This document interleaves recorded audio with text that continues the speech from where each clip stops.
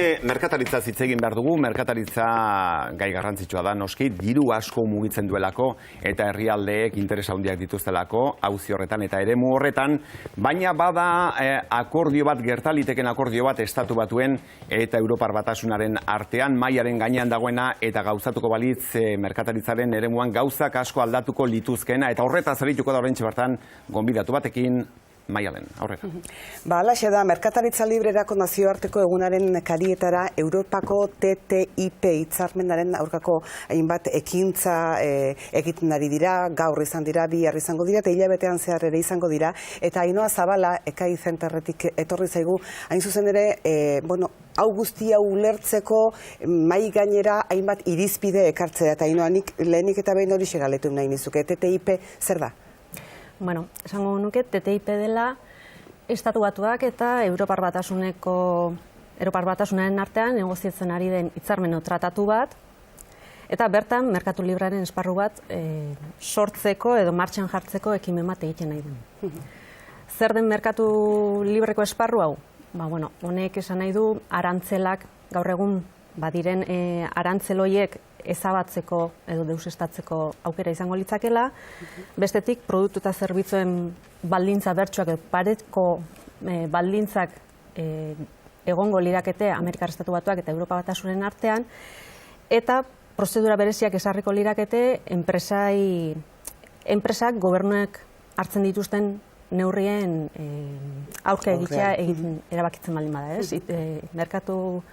Merkatu libre honen tratatu honen aurka egin ezkero, enpresak ahalmen gehiago izango lukete gobernu horren aurka egiteko. Esai guzu, zure ustez honen ondoriak zeintzuk izan daitezke? Honelako hitzarmen batek baditu bere ondori positiboak eta negatiboak bere baitan. Enpresa batzuek gehiago salduko dute, beste batzuen kaltetan, eta ondorioz kaltetuak ere hor neurria handi batean enpresa ugari izango leke. Kaltetuagoak izango dira indar gutxiago dutenak, kalte gutxiago izango dute orain arte enpresa handitzat ezagutzen ditugunak, edo sailkapenak horrela ez du balio? Gertatzen dena da, orain arte konpetitiboak ez diren enpresak, edo lehen sektoreak adibidez, nekez egingo duela aurrera merkatu libre hori aplikatzen hasten den momentutik aurrera. Beste aldetikan, helburu nabaria da, Europa eta herrialde emergenten arteko harreman horiek ere nolabait desegin nahi direla. Mapa bat ikusten bali badugu argiago geratuko zaigu? Bai. Hortxe daukagu. Munduko mapa, eta harreman hor ikusten dugu lehentasuna ematen zaien harremanak Estatu Batuak eta Europaren artekoak izango direlakera, eta Europar Batasuna eta herrialde emergenten arteko harreman horiek nahiko lirakete nolabait baztertu eta besteak indarra hartzezan. Hor mapa hortan oso argi geratzen da hori, Ameriketako Estatu Batuek interes berezia dute hau gerta dadin eta gauza dadin, Ainhoa?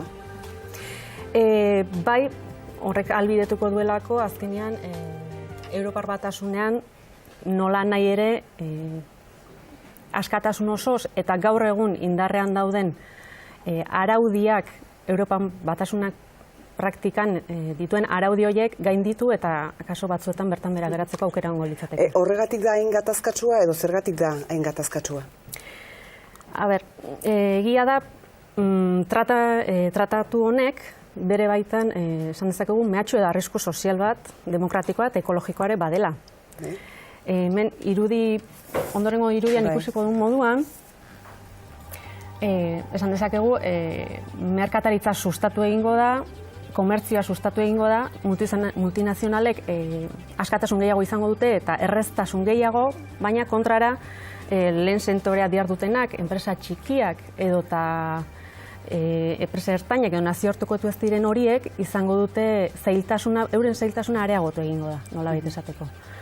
Ondorioz, gaur egun daukagun, lortu diren, daukagun eredu soziala zerbitzu publikoa direla, edo nekazaritza, edo inguruko araubide horiek, nolabait kolokan geratzen dira. Eta ez duk uste duzu aurrera joango dela, gauzatuko dela? Aurrera egingo du, baldin eta sustatzaileak azkar benetan azkar baldin badabiltza. Esan ditzakegu, denbora kontrako edo aurkako aldagaia dela, eta horrek nolabaiteko presioa egiten duela tratatu hau aurrera eramateko garaian. Bizkorri biltzen badira aurrera ingo tratatuak.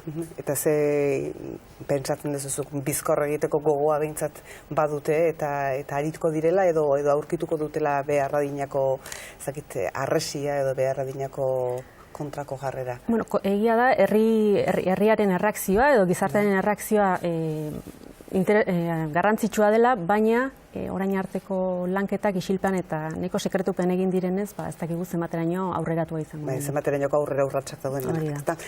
Jarraituko dugu kontu hau, ikusiko dugu ze eboluzio duen eta zalantzak ditugu heinean, Nainoa, deituko zaitugu eta esango dizugu argitzeko. Eskerrik asko gaur gurekin izateagatik eta beste bat arte.